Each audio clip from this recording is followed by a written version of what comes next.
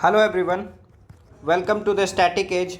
आज हम इस वीडियो में देखेंगे 10 मार्च के करंट अफेयर्स को और उसे हम अपने स्टैटिक पोर्शंस के साथ लिंक करके पढ़ेंगे। तो चलिए शुरू करते हैं। सबसे पहले ओवरव्यू दे दूं तो नए सुप्रीम लीडर ईरान के चुने गए हैं। उसके बाद सीईसी का इम्पीचमेंट है, फॉरेस्ट सर्वे ऑफ इंडिया से रिलेटेड कुछ स्टैटिक फैक्ट्स, उसके बाद इसरो, उसके बाद मणिपुर और फिर से एक फैक्चुअल, और उसके बाद है रिमूवल ऑफ स्पीकर। तो ये सब चीज़ें जो है हम लोगों ने कई बार कर चुके हैं, तो आज ज़्यादातर चीज़ें जो है रिवीजन के पर्पज़ से ही हैं। तो सबसे पहले हम रिवाइज ही कर लेंगे सारे चीज़ें और 10 मिनट के अंदर ही हो जाएगी। तो सबसे पहले देख लेते हैं कि ईरान ने खमेनी के सन को नए सुप्रीम लीडर बनाया गया। तो इनका नाम सबसे इम्पोर्टेंट हो जाएगा, और तो कुछ है नहीं। तो नाम इनका क्या है? तो मुज्तबा खमेनी 56 ईयर्स के हैं।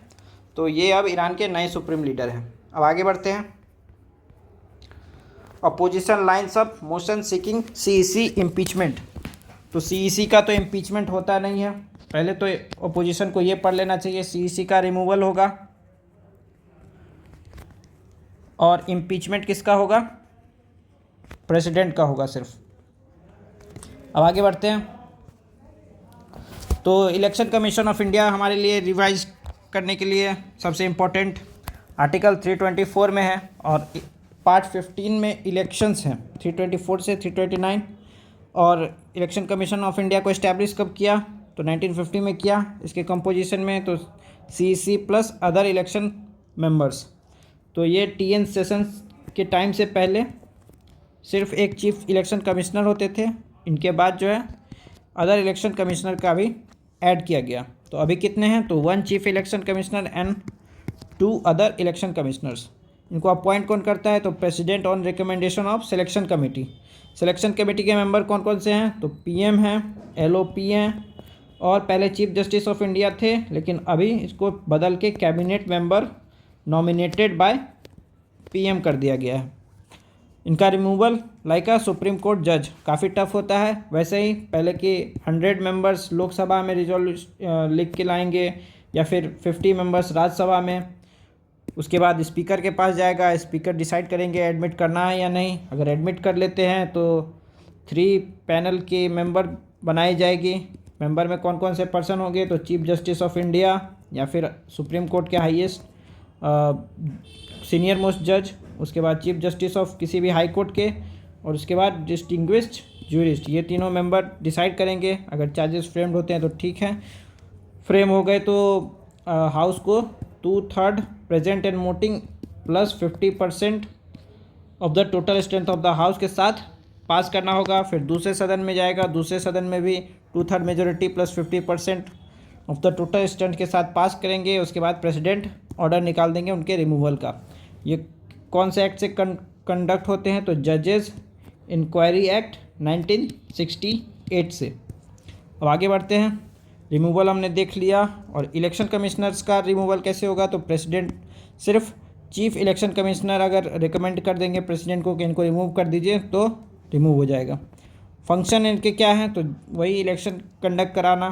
कहाँ कहाँ इलेक्शन कराते हैं? तो प्रेसिडेंट के, वाइस प्रेसिडेंट के, लोकसभा के, राज्यसभा के और स्टेट लेजिस्लेटिव असेंबली के। पंचायत और म्यूनिसिपल इलेक्शन कौन कराती है? तो स्टेट इलेक्शन कमीशन कराते हैं। इनको अपॉइंट गवर्नर करते हैं। आर्टिकल इंपॉर्टेंट हो जाएंगे याद करने के दृष्टिकोण से। तो 243K और 243ZA। और 243I में क्या है? 243 में आई में है स्टेट फाइनेंस कमीशन। तो वो भी इम्पोर्टेंट है याद करने के लिए। इसके पावर्स को देख लेते हैं। ये सब तो टेरिटोरियल कॉन्स्टिट्यूएंसी को डिटरमाइन करना, इलेक्टोरल रूल्स को, पॉलिटिकल पार्टी, ये सब तो ज़्यादा इंपॉर्टेंट है नहीं। सबसे इम्पोर्टेंट ये है। तो प्रेसिडेंट को एडवाइस करते हैं disqualification of members of parliament के लिए। उसी तरह गवर्नर को भी एडवाइस करते हैं स्टेट लेजिस्लेटिव MLAs के लिए डिस्क्वालिफिकेशन के लिए। अब आगे बढ़ते हैं। आगे तो कुछ है नहीं। तो ये डिलिमिटेशन कमीशन एक्ट से टेरिटोरियल कॉन्स्टिट्यूएंसीज को डिटरमाइन करती है। डिलिमिटेशन कमीशन कौन से आर्टिकल में है? तो आर्टिकल 82 में। 79 में क्या है? पार्लियामेंट है। 80 में है राज्यसभा, 81 में लोकसभा, 82 में डिलिमिटेशन कमीशन। अब आगे बढ़ते हैं, फटाफट देखते हैं। Forest survey of India stops AI based fortnightly alert to state on deforestation. तो पहले ये AI बेस्ड मीडियम से स्टेट्स को अलर्ट्स इशू करती थी, अब इसने अलर्ट देना बंद कर दिया। तो ये सब तो उतना इंपॉर्टेंट है नहीं, लेकिन हमारे लिए क्या इंपॉर्टेंट है, forest survey of India important है और इसका ये state of the forest report important है। तो ये हमेशा बाइएनियल रिपोर्ट इशू करती है हर एक 2 साल पर, और ये किसके अंदर है, तो minister of environment, forest and climate change. उसके बाद एस्टैब्लिश कब हुई थी, 1981 में। हेडक्वार्टर्स इसके देहरादून और जो कि उत्तराखंड में है। अब इसी से रिलेटेड कई बार बोर्ड्स के हेडक्वार्टर्स पूछ लेते हैं, तो वो भी हैं। तो टी बोर्ड के कहाँ हैं, तो कोलकाता में। कॉफ़ी बोर्ड के बेंगलुरु में। स्पाइस बोर्ड के कोची। टर्मरिक बोर्ड के निज़ामाबाद तेलंगाना में, ये अभी लेटेस्ट है। टोबैको बोर्ड के गुंटूर में, और रबर बोर्ड के कोट्टायम केरल में। अब आगे बढ़ते हैं। तो ISRO teams up with AIIMS to study impact of space mission on astronauts health. तो एस्ट्रोनॉट्स के हेल्थ कई बार जो है सिवियरली इम्पैक्ट पड़ता था स्पेस मिशन से, जैसे कि उनकी बोन डेंसिटी कम हो जाती थी और ब्लड फ्लो वगैरह से कुछ इशू हो जाते थे। तो इसी पर इसरो अब टीम अप करेगी एम्स के साथ। ये इंपॉर्टेंट हो जाते हैं, वनडे एग्जाम्स में जनरली पूछ लेते हैं। तो इसरो किसके साथ टीम अप करेगी, एम्स के साथ, to study space mission on astronauts. तो ये याद रखने वाली चीज़ है। अब आगे बढ़ते हैं। तो मणिपुर बजट, मणिपुर पूरे साल इम्पॉर्टेंट था, तो एक बार फिर से हम रिवीजन करेंगे। तो टोटल एक्सपेंडिचर कितने की है, तो 30,000 करोड़ की है। तो ये अप्रॉक्स, ये सब नंबर वगैरह तो इम्पोर्टेंट याद नहीं है, अप्रॉक्स कितना है तो ये बस याद रखना है। तो मणिपुर सबसे पहले स्टैटिक फैक्ट्स में ज्वेल ऑफ इंडिया इसी को कहते हैं। स्टेटहुड कब मिला, 1972 में। 1956 में इसे यूटी बनाया गया था और 1972 में इसे 22nd स्टेट बनाया गया। मणिपुरी है लैंग्वेज, 8th शेड्यूल का पार्ट है। 71st अमेंडमेंट में कोंकणी, मणिपुरी और एन से क्या होगा ये कमेंट सेक्शन में बताइए, अभी मैं याद नहीं कर पा रहा हूँ। और 8th शेड्यूल में ऐड किया गया, और नेपाली है, सॉरी। उसके बाद बॉर्डर्स, नागालैंड, मिजोरम, असम और म्यांमार। रिवर्स कौन सी है, इम्फाल, इरांग, तोबुल और बैराक। बैराक इंपॉर्टेंट है। मणिपुर में इरावदी ड्रेनेज बेसिन सिस्टम का पार्ट है, ब्रह्मपुत्रा बेसिन का पार्ट नहीं है। तो ये पूछेगा ही पूछेगा, इरावदी ड्रेनेज बेसिन। और सबसे इम्पॉर्टेंट लोकटक लेक, कई बार पूछा गया है। फुमडीज के लिए फ्लोटिंग आइलैंड जिसे कहते हैं। रामसर साइट है, रामसर साइट को भी रिवाइज करेंगे। कहाँ पे है रामसर, ईरान में है। किस लिए है, वेटलैंड्स के लिए है। और ये कन्वेंशन कब आया था, 1972 में। इफेक्ट में कब आया, 1975 में। इंडिया ने कब साइन किया, 1982 में। इंडिया के पास कितने हो गए हैं, 98, थर्ड हाईएस्ट। और लेटेस्ट कौन से हैं, तो पटना बर्ड सेंचुरी यूपी में है, और छारीटांड कहाँ है, गुजरात में है। Keibul Lamjao national park, only floating national park in the world. इसमें संगाई डियर फेमस है, जो कि स्टेट एनिमल है। इसे डांसिंग डियर भी कहते हैं। मणिपुर वॉर की हिस्ट्री, एंग्लो मणिपुर वॉर 1891 में। और यूटी और स्टेट तो कब बनाया गया मैं पहले बता चुका हूँ। अब आगे देखते हैं।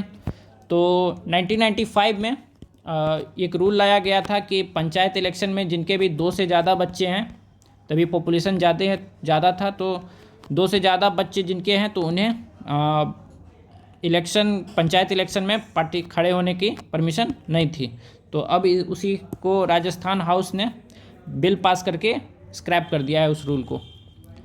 तो बस ये याद रखने की ये कौन से स्टेट ने किया है, तो बस वही इम्पोर्टेंट है, और तो कुछ इम्पोर्टेंट है नहीं। अब आगे बढ़ते हैं। तो no debate on notice for speakers removal. तो स्पीकर का हमने पूरा रिवाइज़ किया था कल, तो कल तो उस पर डिबेट हुआ नहीं, लेकिन आज हो सकता है। कल क्यों नहीं हुआ, तो अपोजिशन कह रही थी कि हमें ईरान वॉर पे डिस्कस करना है। तो आज देखते हैं क्या होता है, लेकिन हमारे लिए क्या इम्पोर्टेंट है, तो स्पीकर इम्पोर्टेंट है। तो स्पीकर को हम पूरी तरह से रिवीजन करेंगे। तो स्पीकर का अपॉइंटमेंट कौन करते हैं, तो लोकसभा मेंबर्स अमॉन्ग देमसेल्व्स, खुद से ही चुन लेते हैं। लोकसभा में स्पीकर हो गए डेप्टी स्पीकर हो गए, ये दोनों जो है खुद से चुन लिए जाते हैं, इलेक्ट हो जाते हैं।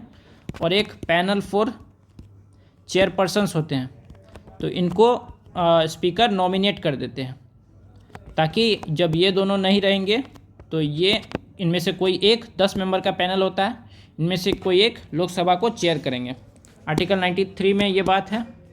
उसके बाद रोल क्या है, तो यही रोल है कि लोकसभा पे प्रिसाइड करेंगे, लॉ एंड ऑर्डर मेंटेन करेंगे, मनी बिल को सर्टिफाई करेंगे, सबसे इम्पोर्टेंट डिस्क्वालीफाई एंटी डिफेक्शन से, ये इम्पोर्टेंट है। रूल्स ऑफ प्रोसीजर के फाइनल इंटरप्रेटर्स और presides over joint sitting. Joint sitting कौन से आर्टिकल में है, आर्टिकल 108 में। और मनी बिल को भी कितने में है, तो 110 में है। 112 में मैंने क्या बताया था, तो एनुअल फाइनेंशियल स्टेटमेंट। 114 में अप्रोप्रिएशन बिल। 117 में फाइनेंस बिल। और स्पीकर का रिमूवल देख लेते हैं तो कैसे होगा। तो जनरल सेक्रेटरी को मेंबर्स जो है नोटिस देंगे, उसके बाद अगर नोटिस एडमिट हो गया तो डिस्कस होगा। डिस्कस होने के बाद जब डिस्कशन होना रहेगा तो फिर स्पीकर अपने पोस्ट से हट जाएंगे और डिप्टी स्पीकर प्रिसाइड करेंगे। अगर मोशन पास हो जाता है, इफेक्टिव मेजॉरिटी इसमें चाहिए, अगर मोशन पास हो गया तो स्पीकर रिमूव हो जाएंगे। इफेक्टिव मेजॉरिटी क्या होते हैं, तो टोटल स्ट्रेंथ माइनस वैकेंसी। और सबसे important, after dissolution of Lok Sabha he does not immediately resign, he resigns before first meeting of new Lok Sabha. तो ये फैक्ट ध्यान में रखना है। अब आगे बढ़ते हैं। स्पीकर को कर ले लिया है तो हमने राज्यसभा के भी स्पीकर को भी देख लेते हैं। राज्यसभा के स्पीकर नहीं होते हैं। राज्यसभा में वाइस प्रेसिडेंट जो होते हैं वो ex officio chairman of Rajya Sabha हो जाते हैं। आर्टिकल 63 में वाइस प्रेसिडेंट, आर्टिकल 66 में election of vice president. Electoral college इसमें कौन से हैं, तो लोकसभा और राज्यसभा दोनों पार्टिसिपेट करेंगे। और ये स्पीकर को नहीं इलेक्ट करेंगे, ये किसको इलेक्ट करेंगे, वाइस प्रेसिडेंट को। ये ऑटोमेटिकली मेंबर बन जाएंगे राज्यसभा के। तो दोनों मेंबर्स नॉमिनेटेड हो या इलेक्टेड हो, दोनों मेंबर्स इसमें इलेक्शन में पार्टिसिपेट करेंगे। मेथड कौन सा है, तो proportional representation bye means of single transferable vote. कौन कंडक्ट कराते हैं, तो इलेक्शन कमीशन ऑफ इंडिया कराते हैं। किस किस के कराते हैं, वाइस प्रेसिडेंट, प्रेसिडेंट, और उसके बाद क्या था, स्टेट लेजिस्लेटिव असेंबली और लोकसभा, राज्यसभा। अब क्वालिफिकेशन क्या है, तो सिटीजन ऑफ इंडिया होने चाहिए, 35 ईयर्स ऑफ एज होने चाहिए। प्रेसिडेंट भी 35 ईयर्स ऑफ एज में ही क्वालिफाई करते हैं। Qualified to a member of Rajya Sabha होने चाहिए। और प्रेसिडेंट के लिए qualified to a member of Lok Sabha होने चाहिए। Not hold office of profit removal. Only Rajya Sabha members can initiate at least 14 days notice. और राज्यसभा से इफेक्टिव मेजोरिटी और लोकसभा से सिंपल मेजोरिटी। अब आगे देखते हैं क्या है।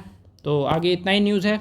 अगर वीडियो अच्छा लगा हो, आप 10 मिनट के अंदर जो है पूरे अपने करंट अफेयर्स को स्टैटिक पोर्शंस के साथ लिंक करके पूरी तरह से रिवाइज कर लेते हैं। तो प्लीज़ वीडियो को लाइक कर दीजिए। अगर आपको किससे भी शेयर करना है जो कि सिविल सर्विसेज के प्रिपरेशन में है तो उनके साथ ये वीडियो शेयर कर दीजिए। और चैनल को कर लीजिए सब्सक्राइब, ताकि हम वीडियोस लाते रहें। अब आपसे मिलेंगे हम 11 मार्च को, तब तक के लिए रिवाइज करते रहिए और थैंक यू।